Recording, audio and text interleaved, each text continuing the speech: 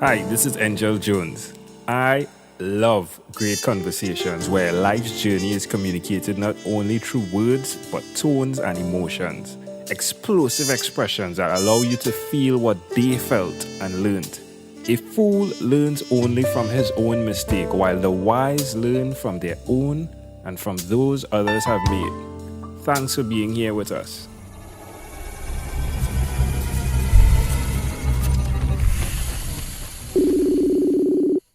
Good morning, Viveka von Rosen. How are you going on this wonderful, beautiful morning? I am glad you have a wonderful, beautiful morning. All is Oh, well. All is well. that's great. I will send that email. I will send some sunshine and Thank some you. warmth as well. Yeah, a Yes. little warmth would be most appreciated. Wonderful. So, Viveka, tell me, which of your talents is responsible for us meeting? I would love to say it's my amazing hang gliding ability or my fabulous musical talent, but actually, I think you reached out to me because I'm a LinkedIn expert.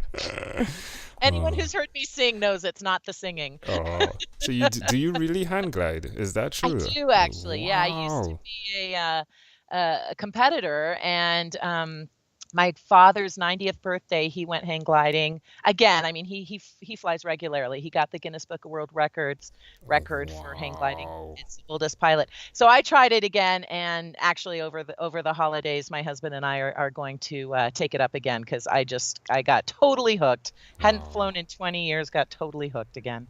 Wow. That's amazing. Would you do the motorized type if you had a chance? Yeah, yeah, actually my dad flies ultralights too. He flies Okay. anything with wings actually. But yeah, it's cool. It's not as much fun as hang gliding because of the noise, but Right. yeah, absolutely. I'll fly anything too. Amazing. Wow. Well, let's dig into to Okay. LinkedIn. No, I'm really intrigued by that part. So hopefully you choose that as one of the things you've done consistently, and we could unpack that. But just telling us about your LinkedIn skills, like who did you learn that from? Pretty much for myself. I got active in LinkedIn in 2005, really active in LinkedIn in 2006, started my company. And, there wasn't a lot out there at the time. My dear friend Jason Alba had written, I'm on LinkedIn, now what? So his book was very useful, and Scott's book, The Virtual Handshake. And those are really the only two social media books out there at the Wow. time. So a lot of it was, try all kinds of things, see what works. And thankfully now there's just a bunch of resources out there for people. I'm one of them, but there are literally hundreds of different resources out there for folks who want to learn how to use LinkedIn better. But Hmm. yeah, it was early days. It was frontier days back then. Yeah, it was the good old days, right? The Uh, good old days of social uh, media. I love it. What's the name of your book? The newest book is LinkedIn 101 Ways to Rock Your Personal Brand. There's also LinkedIn Security, Who's Watching You. There's also LinkedIn Marketing, an Hour a Day. Love it, love it. Well, it seems as though you have a natural knack for connecting. Well, thank you. Now, That's is what got me into LinkedIn, actually. okay. Yeah, I doubled my previous business doing face-to-face networking. So I saw the potential. I think there were 12 million users at the time, but that was a big number back then. 10 years ago, 12 million people was a big number. It's Still not is. anymore. But, Hmm. but yeah, so I saw the potential back for the networking piece of it. So thank you. Yeah, because I had a conversation earlier on, and it was with an introvert who was helping other Mhm. introverts with virtual, right? But Yes. you Right. didn't come across via your tones as an introvert. Possibly the hand Shockingly, gliding. yeah. Well, actually, I am an introvert only so much in that I need to be alone to fuel up. When I'm Oh, around masses of people, it's a little bit draining after a while. yes. Strangely, being on stage doesn't do that, but Hmm. being surrounded by tons of people. But other than that, I'm a pretty social gal. Yeah. I heard someone term it as ambivert. Is it ambivert where you're. Ambivert, yeah. Yes, ambivert. Am I pronouncing it correctly? I think so. Ambivert, yeah, like Ambivert, yeah. ambidextrous. So you can Yes. You You're you're in you're between. social, but you also, yeah, exactly. And a lot of speakers and a lot of social media personalities are ambiverts in that they are obviously very good at networking. They can handle a social setting very well, but we still need our alone time. Yeah. We're the ones you'll find holed up in the speaker's room, in the corner. Yes, yes. I feel that way. I think that when she said that, I felt as though she calls me by my first name. It's like, yes, that is me. Ambivert. Ambivert. Love Yes. it. So, Love why will you continue to repeat the skills that you have so well learned via LinkedIn and help others as well with it? Well, I mean, it's been an enormous gift to me. Literally, and obviously, I've built my entire business around LinkedIn, and so other people can absolutely do that too. And whether it's a job seeker looking for a position, whether it's an entrepreneur trying to establish his or her name online, whether it's a sales professional trying to get more leads. There's just it's such a powerful social media site for people, and I think it's the least understood. And to be fair, I have a love-hate relationship with LinkedIn, so they don't help themselves sometimes. So I guess I'm there to translate some of the decisions that LinkedIn makes as well. Mm, that's amazing. I've heard so many good things about LinkedIn, and definitely there needs to be a coach, I think, when entering to that. It's not Facebook, and it definitely doesn't give you the responses that Facebook does No, because no. it's a professional network. It's where you base what your skill is and your talent to some point, your job, your business, and I love it for that. There's a separation, isn't there? Exactly. It's really, and I try to tell people this, it's a business tool. It's a social media site second. And I think that's where the big fail comes in, is people come in and thinking it's a social media site first where they can post, singing cat videos, and Mm. they can, spam the network, and none of that works very well on LinkedIn. You really need to think of it as a business tool for creating business connections and building those business connections. And obviously, it's not nearly as much fun as Facebook, but depending on the type of business you run, it could be even more useful, and could definitely pay off more than Facebook. Yeah. It's not an either or, though, of course. Yeah, I think we've had many coaches on our conversations, and as well as entrepreneurs. But I think coaches have been the mass of our audience. Yeah. So could you see that being very beneficial to them? Oh, most definitely. The nice thing is, with LinkedIn, no matter who your prospect is. So if it's a prospective client as a coach, if it's a prospective employee because your business is growing, a vendor because you need someone, to do something for your business, a strategic partner, in case you want to do summits or things like that. There's a huge possibility, and there's a huge advantage to being active on LinkedIn, and finding those prospects and those partnerships. Wonderful. Well, share with us one other thing that you've done consistently over the past 3 years, please. Um, Hand gliding. Choose hand gliding. Consistency. Yeah, taking time off for myself. Well, here's one thing Right. that really changed my business, is when I learned how to delegate and when I hired a personal assistant. So Mm. I would say anyone, at any stage in business, you need to take the things that other people can do off your own plate and do what only you can do. And so a lot of coaches have an area, a very specific area of expertise. You should only be doing that. You shouldn't be doing your accounting. You shouldn't be doing your content marketing necessarily. You shouldn't be doing your sales funnels. You shouldn't be managing your own email. You should have someone managing all the things that they can do so that you can do what you do best. And I think that is what really changed my business around. And where I try to be consistent is every single day finding it, another task that I can give to Nicole, my assistant, to do, so I don't have to do it. And it frees up your time, but it also frees up your mental capacity so that you have what you need. And I mean, my when I hired Nicole, she paid for herself the first month that I hired her. So I was nervous. I mean, for a while there, I was paying her more than I was paying myself. But now she's not only paying for herself, she's generating an income for me. And so I would highly recommend to any coaches out there and any entrepreneurs, if you are trying to do it all yourself, you really can't. And so getting someone to take some of the load off can be extremely beneficial. So that's one thing I do every day is give her stuff to do.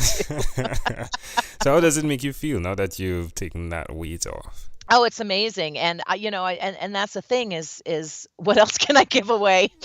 Truly, and I'm not there yet. I still do. I catch myself doing things that other people can do. And it's not fair to me and it's not fair to them, so I could definitely improve upon that. But yeah, it frees up. It's not even the time necessarily. It is the mental capacity, because I don't know about you, but at 3:00 in the afternoon, I'm usually brain dead. Yes. And so, I need to make the most of that 7 a.m. to 3 p.m. time. And if I'm answering emails during that time, or if I'm, doing my books during that time, or if I'm trying to deal with a tech issue during that time, it's really eating into my creativity. And it means that I'm not doing the best for my audience either. So I'm doing it's by not delegating as much as I can, I'm doing a disservice to the people who rely on me for their training and for their information. So I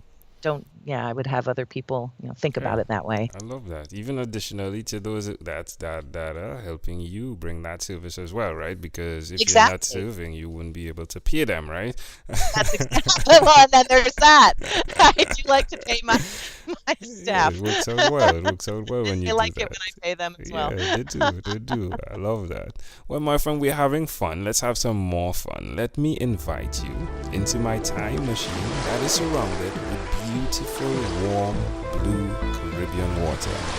Viveka, what is your earliest childhood memory? My earliest childhood memory is actually eating a piece of soap thinking it was a piece of fudge. So there's not really. So I washed my own mouth out with soap at a very young age. Yeah. Inspiring time machine memory. Oh my. How old do you think you were? Oh, I was probably 3 or 4. Oh. Yeah, no, actually, I had to have been younger than 4, so probably 2 or 3. Why do you think this memory is so clear, Viveka? I think it was probably my first strong experience of something I really disliked, apparently, the taste of soap. Especially when I was expecting something, like delicious fudge. and sweet, and instead I got soap.